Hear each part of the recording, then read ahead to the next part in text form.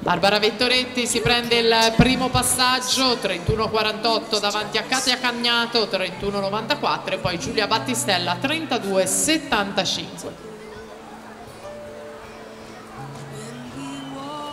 Trazione a dorso che mantiene in testa Barbara Vettoretti e vira per prima a metà gara con 1,09,59, Cagnato 1,10,74, Cristan terza posizione 1,11,85.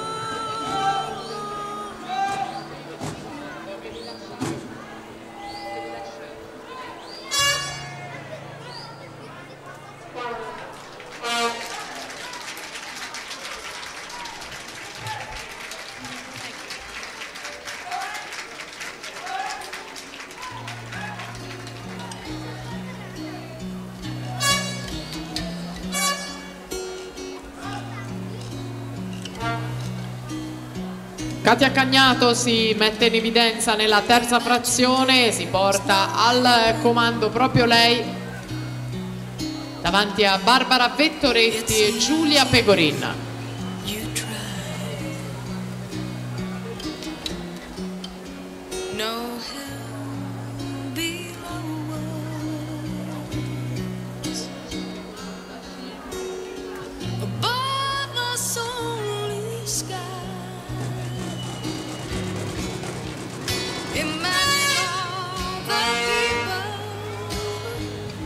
Katia Cagnato rimane al comando, 2,29,08 per lei davanti a Barbara Vettoretti, 2,30,61, 2,31,03 per Gaia Cristan.